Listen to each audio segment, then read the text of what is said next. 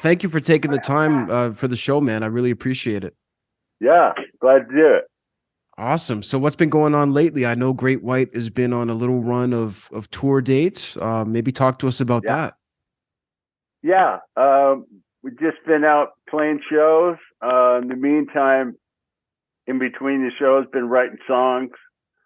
Been flying down the singer from Alabama, and we go up to a, a friend of mine whose studio is a little bit more advanced than mine. Okay. I'm not really that technical. Right. You're the So music guy. it's easier when I go up there, and it's a childhood friend of not childhood, but like teenage. We go all the way back to teenage years. His name is Tracy G. Played in Dio for about 7 years. He's Nice. done about 28 records at his house. You know, Insane. yeah. So um, I played on his last solo album. Okay. And we don't charge each other or anything. Just like, yeah, I'll play in this solo album, man. Yeah. And so he goes, anytime I have an idea, just come on over and put it down.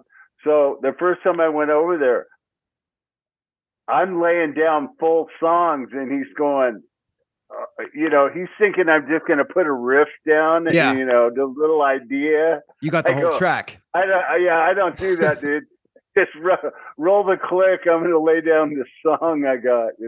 Now I have the singer come down there and playing bass, finishing songs completely. You Wow. know, I throw him a little something for his time, but yeah, so that's what I do in the meantime. Sometimes the songs come easy. Sometimes I get stuck and I need to come up with a better chorus Hmm. or just a chorus, like Right. I Just a don't have. chorus. Yeah. And sometimes, I don't know why, but sometimes I get a little bit stuck. I wouldn't call it writer's block. Just I don't want to go to the easiest thing. Mhm. The most obvious. I want to still keep the taste, but do something I feel like I haven't done in the past or whatever. So it's a little bit challenging, but it's fun. Does that get harder over the years after doing so many different records to always keep it, original and fresh? um, a little bit, but I don't know. I don't want to repeat myself or anything, but you know, it's hard to get outside of myself, Right. But I do try to make it interesting, but still tasteful. Um, sometimes, sometimes I'll be watching a movie and there's this little riff in the background, Mm.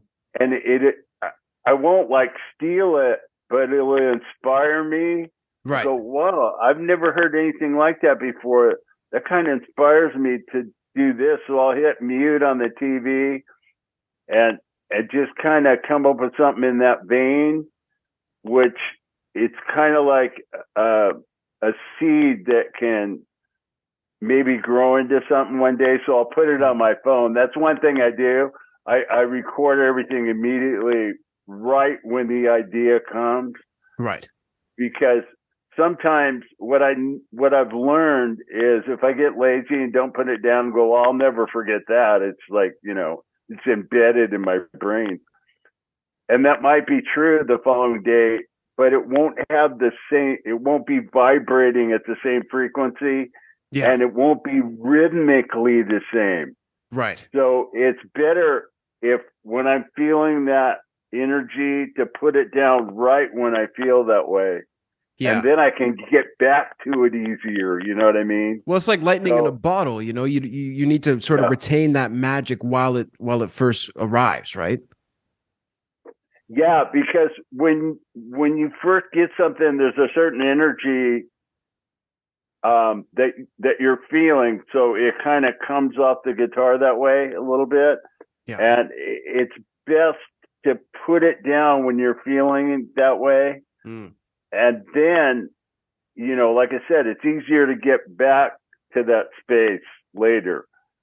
But to do it just on the fly out of nowhere, then you might be getting in trouble. I've Yeah. learned from that. I've learned from that because when I'm in writing mode, I'm walking around here like a zombie and just have things rolling in my head. My wife knows when I'm in writing mode. She She can knows what's tell. going. Yeah, yeah. What are Because the I'm just symptoms of being in writing mode? um, just that music is in my head, and I hear full orchestrations, which people don't understand. Like when I show somebody an idea, they're only hearing the raw part of it. They're not Right. hearing everything that all the ideas that I have in my brain. So a lot of times, well, not a lot of times, but sometimes the idea might get shot down because they're only hearing that raw riff. So they might say something like, "Oh man, that's just AC/DC," you Right. know, but But they're you got a not. whole other They're part not. in your head. Yeah. So a lot of that's why I do full demos so I can present the full idea and then Mm, they can say they hate it or love it, you right. know. At least you have But an objective opinion. yeah, when you just show somebody an acoustic riff, it's hard for them to know what's going on from the neck up on my end, Yeah, man, no question, right? Because it's a whole process. So has that been the way that you've always found yourself writing songs? No, a lot of it is a group effort. When Mm, a lot of things stem from just jamming together.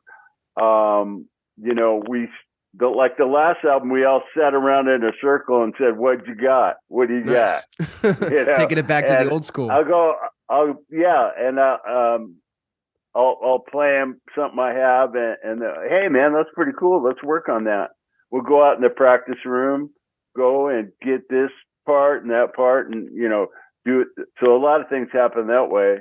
Um, Even when we finish, when we have the arrangement, when we jam, a lot of things happen that weren't pre-planned Right. just from playing together. Like a drummer, all of a sudden he'll start doing this thing and we all do it, that kind of stuff is not going to happen if you're emailing each other your parts. You Yeah. know, you have to. So we are old school in that way. In that we get together in a room and play.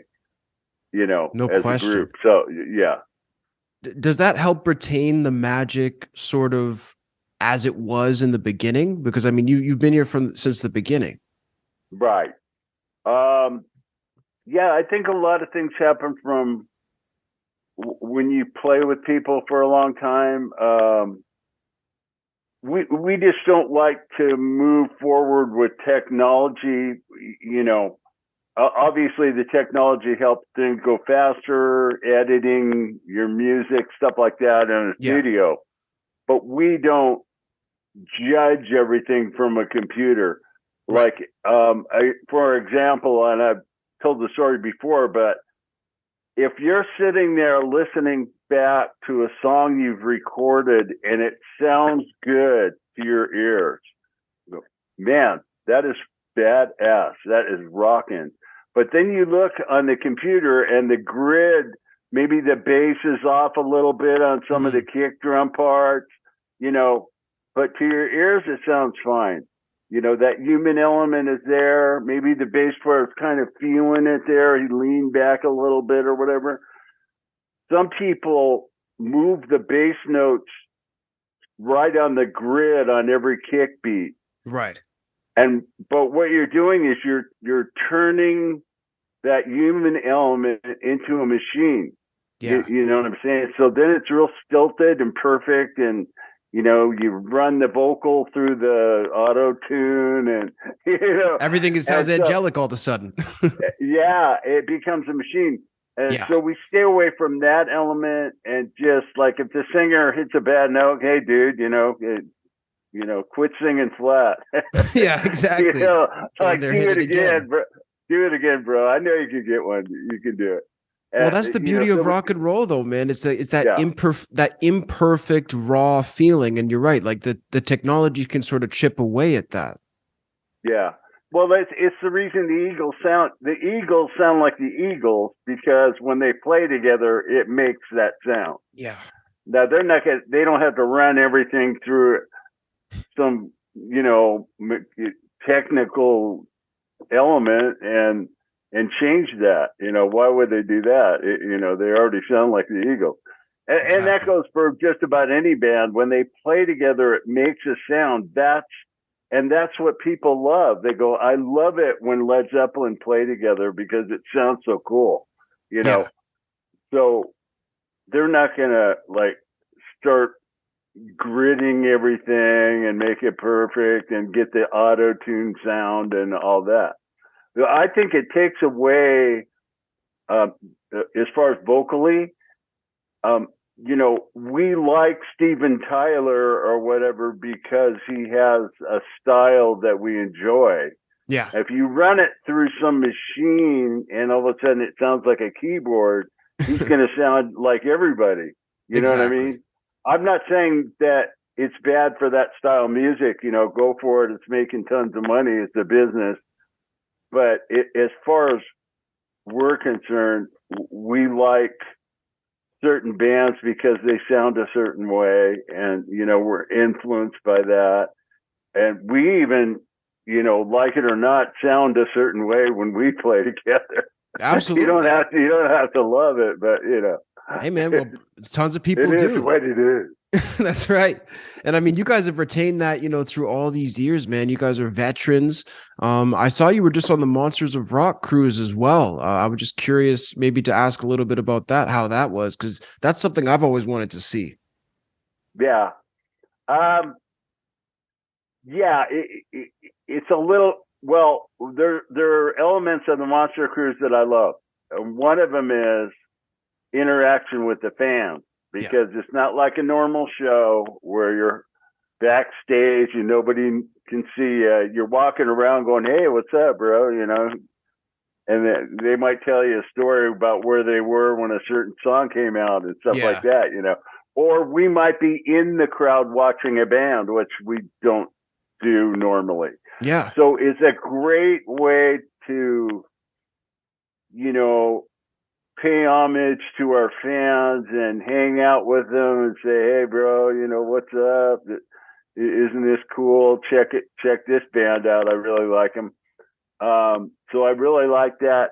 It's a lot of times on the cruise, for some reason, it's what we call a throw and go, which Okay. is you just put everything up there, go up and hit and hope it sounds okay. So So the it's anti-sound check.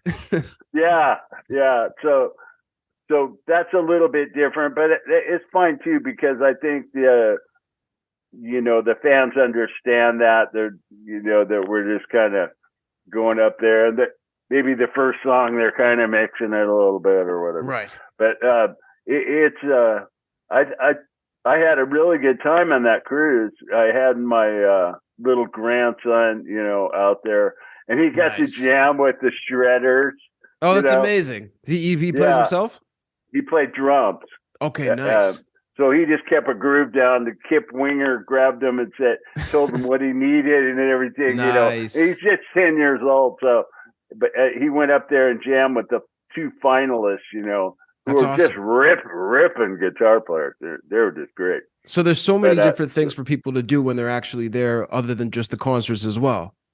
yeah, and you can meet.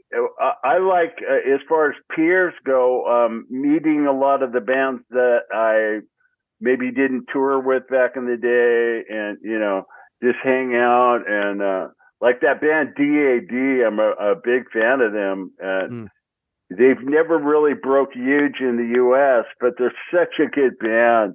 yeah. I I'm just floored by that band, the way they put the guitars together.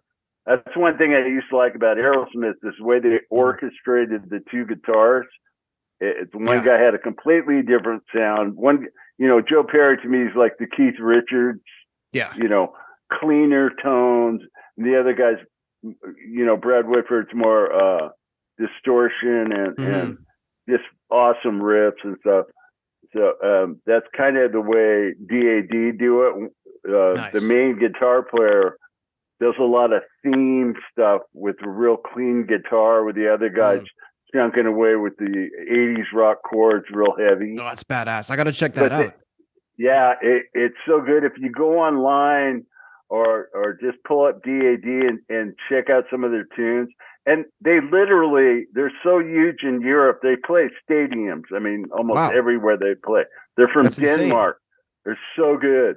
I mean, these dudes are. The drummer plays like Satan. I mean, this guy is so good on. He's so good on drums, dude. Man signed a deal with the devil over here. Oh, I don't know, man. But, that's just a figure of speech. But Yeah. you know, he did. That drummer is yes, so good. Anyways, whatever. Man, I love that. That's so cool to see that there's still new bands carrying the torch. Speaking of bands that you have toured with, I was curious to Ah, ask you about some of those groups. So you guys toured with Whitesnake on two different occasions, is correct? right. Well, what happened was that our very first tour. I mean, and you got to realize we're coming out of like clubs. We used to play parties, you Yeah. know. The occasional hall, Hmm. and just local around Southern California. So now we're going into an arena setting with Whitesnake, and Huge. it was pretty awesome. And the first tour was in the UK, and the keyboard player at that time was John Lord from Deep Purple, who, I mean, Deep Purple are like gods to me, like I would roll out of bed and go to school and put on Highway Star like every day, Yeah. That was just that to was the get, soundtrack to your just, life. yeah, absolutely. It was, that would be like now having a cup of coffee in the morning, just Right. energizes you. And so we kind of tortured him a little bit, but he was happy to tell us stories. We'd sit up like kids, in these little hotel bars, which were like hand carved bars, and Wow. it's Europe. We're staying in these like castle type hotels and stuff. And he'd sit there and tell us Deep Purple stories, and God, it was a great experience. Anyways, it was a completely different band than what we toured with later in the '80s, but just a great experience. Little nerve wracking. I mean, playing arenas and stuff, but great band. They had Cozy Pal playing drums, great drummer. Mm. Yeah, so that was great. We played, like Belfast, Wow. and it was funny because the hotel we stayed at in Belfast was bombed 13 times, but hadn't been bombed in a year. Oh, there you go. So it was safe enough. No, so it's due, right? Holy But shit. that's crazy, man. And Def Leppard, a couple guys from Def Leppard came to our show, so that Nice. was pretty neat. Because it was early in their career too. But Right. they were living in Ireland for tax reasons, I guess. Mm. In London, England, or whatever, the taxes were real high, Yeah. so they were there for tax reasons and living there. But they came backstage. They had singer and drummer, so that was really neat. But anyway, so then we did that for about I think 3.5 months, and we were looking for a tour in the States, and it ended up touring with Judas Priest. Wow. So that was really, I mean, it almost gave me a heart attack. We went to the arena in Niagara Falls, New York, and they were recording a video at the place we were going to play with them opening the following night, and they were recording a video for MTV from a song called Love Bites. Nice. He comes down on this huge claw. I mean, it was like Godzilla, this stage, and I'm going, we're going to set up our amps and stuff in front of this stuff. Oh my God. It must have It was been nerve surreal. wracking. It was surreal, dude. I drank like 8 beers before the show. I mean, I was so, I mean, but we did one good thing is we came off that Whitesnake tour, so we had played for a lot of people, like Hmm. Wembley Arena, 20,000 people. You had a good So, warm up. Yeah. yeah, a little bit of warm up. So, but it was still that this just their stage plot and everything was so enormous. But they really treated us great. The Brotherhood was just from day one. They took us under their wing. They were Yeah. just they knew we were kind of green, so Yeah. That's they good though when were. they're welcoming, right? Because I've heard a lot of Oh, bands can be the opposite to an opener. they wanted us to do well. Yeah. That's most of the upper echelon bands are like that. They want the Hmm. whole night to be great, and they don't want you to suck, and then they come out and they're the bitch and rock stars because they're already the bitch and rock Right. stars. They have They an don't got overdose of that. they don't have anything to prove. So yeah, it was really nice experience. Just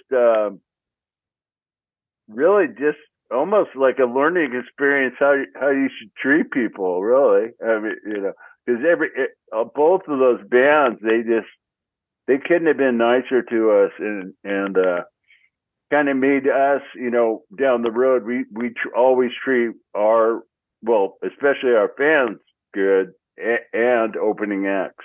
Anybody Yeah. that's ever opened for us, I don't think they're going to have a complaint because we gave them everything we could possibly give them, including our friendship. That's amazing, man. Did you guys also tour with Kiss at one point? Yeah, That was yeah, the toured with Kiss. Revenge tour, correct? Um, yeah, it was around '93. Okay. They weren't wearing makeup or nothing. It was funny because their crew, I guess they had a song where they wanted this girl like in a cage Right. dancing, just Yeah. one chick, right? But they would send the crew to all the strip clubs in the areas, whatever Chicago, wherever we were, and they would come back, and the one that Paul and Gene would pick, the big winner would get in the cage during this song. That would leave 17 girls backstage Not for bad. us to be acquainted with. Sounds like a good tour. I don't know So if Kiss are that's hiring a openers, but great tour. Great tour. It was a great tour. that's incredible, man. I mean, when you look back at these incredible moments, is it possible to pick a highlight of your career, or has it just all been a big highlight? Um, there've been several moments, um, mostly being able to share it with our friends Mm. and family, because my dad kind of wanted me to be a pro baseball player, and I played for 10 years. I mean, until I was 18, Oh wow. and just kind of it was just disheartening. It's such a tough game to play at a super high level, you know. And your numbers, I mean, they have to stand above the whole league, and then you might get looked at, but it Yeah. doesn't have to happen. Yeah. But if you're like third best on your own team, you might as well, maybe look for something else. Or, Pick up the guitar, maybe. You never know. yeah, pick up a guitar, do something.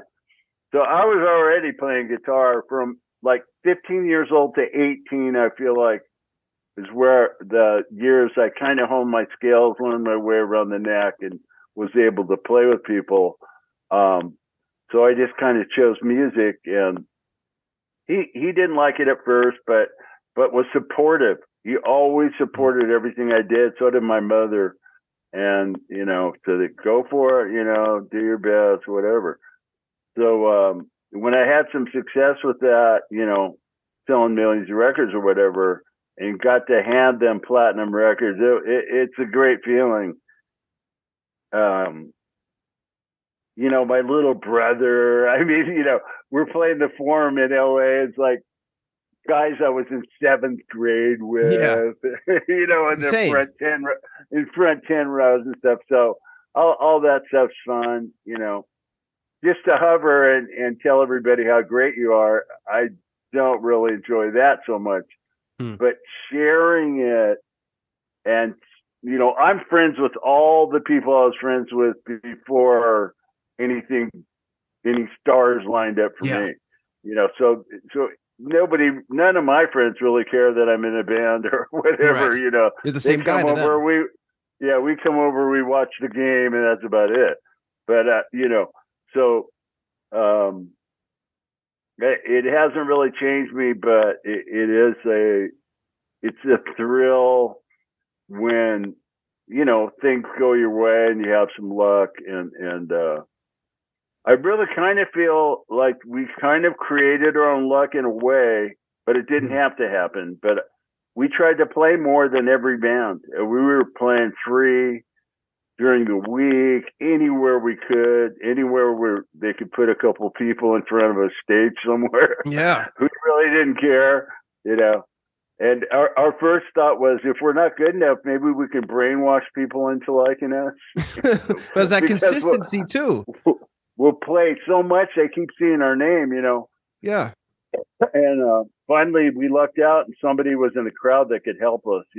And that's all we wanted, was an opportunity, to go to that notch above where we were, whatever that might be. you Yeah. know we never like had this monstrous goal or anything. We just wanted to, we were making like small steps, and you know and then all of a sudden we were on the radio and we didn't even have a record deal.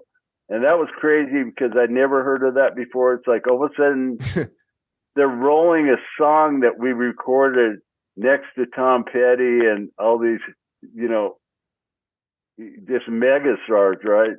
It was just like mind boggling. At Especially first, then, that didn't really happen then. no. At first, I thought it was just a one-time only thing, but it was in rotation. They're playing it 6 times a day. I go, Wow. this is crazy. And from that stemmed major labels coming that we spoke with and wanted to sign the band. So, these are, like I said, there's a lot of moments like that, like that you remember. I remember going gold on the Twisted Sister tour. We Mm. might have celebrated just a hair too much on that, but that was pretty neat. That sounds like Yeah, good and times. that was JJ another Frank's a band. great guy. Yeah, the whole band, Yeah. and yeah, JJ Fritz, he's very personable, and D, he's because we asked him what is it like, man, when you guys got your first platinum record or whatever, and they would kind of share that, and because we'd never sold that many records before, so it's pretty, stuff like that, little. It's not so much about the trophy. It's just Right. that we were able to get our music to that many people. It's a great feeling, and to know that they liked it well enough where they actually purchased it. That's cool, Yeah, because man. I'm such a fan that, and I've told the story before, but there are certain songs that take me to places in my life that I literally remember exactly where I was when Yeah. it came out. I It's like you can remember taste it. how old I was and everything. So for our music to be part of people's lives in that way, it's like very special. I'm Yeah. truly grateful for any impact that somebody might have about, maybe they were with their first girlfriend when this song came out or whatever. That's it. I'm sure there's It's plenty of really, those. it's too cool. That things like that are just, to me, just like so cool. It's amazing, man. And that gratitude is incredible to see, as someone who's a veteran in this business, doing it for so long. It's incredible that you've retained that gratitude. It's something that's lacking. I am curious. Obviously, people who even know nothing about the music business know this is a really hard, really tough business. What would you say has been the biggest adversity that you've faced in this business? Um, just that as hard as we work and as hard as many hours we put in and all the travel and, recording and writing songs and there's somebody out there working harder to separate us from our money. Oh my gosh. It's so You know, sad, but so true. but you know, the business is the part I don't like about music. I don't like the business. I love the music. Yeah. The business I could do without. You know, of course, we haven't made the greatest deals over the years. I mean, I'm fine. I've never wanted more than I need, so I really don't have any. You know, I'm not bitter or whatever. It's just whatever. Because not only maybe I haven't had the most, or you know, as a band, we haven't had the most fair deals over the years. Yeah. But we did get opportunity, and things went really well. So I'm grateful for that. But I've heard so many bands that are my heroes, they got ripped off too. You know, Exactly. whether it be Grand Funk, the Eagles, you know, you can go Petty, you can go right down the Yep. line of super upper echelon bands, and they've all experienced, you know, they didn't take our publishing, which, you know, that's a good thing. Thank God, because So a lot of people some don't even people, have that. yeah. Grand Funk didn't make a quarter until American Band came out, and that's after they got rid of their manager. All those hit, massive songs they Oof. have, and they don't get paid for that. It's just disgusting. And Yeah. I really feel bad. I saw the documentary. I was so disheartened Mm. that they sold Shea Stadium out in 3 hours and they couldn't pay their rent. I mean, That's criminal. That's criminal. yeah, it is totally criminal. And their manager's living on a 300-acre ranch, driving a Rolls Royce. You know what I mean? Wow. Stuff like that is just that greed. I'm such an enemy of greed. I just can't stand it. You know, I don't, I don't know how people live with themselves.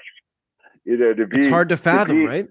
to be that greedy, and they roll out of bed in the morning and everything's okay. You know, Yeah. I couldn't do it. You know, I I like to completely be. agree. I'm fair deal Dan, man. Well, man, I love that though. It's all about the authenticity and the love of the music, man. And listen, Mark, I really appreciate you taking the time to come and drop some knowledge with me, man. It's been absolutely incredible. Everybody make sure to check out the links down below for Great White. Make sure to go catch them on tour. And in terms of the new album, is there any anticipated date? I know you said you guys are Yeah. recording right now. There's no date, but we definitely want to get something out this year.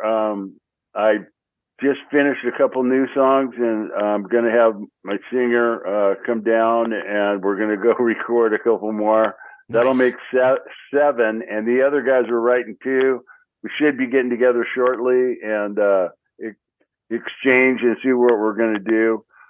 We're not positive how we want to release it. If we want to just keep it old school, put out a 12-song record, or you know, make it available everywhere online and on all the download sites and all that.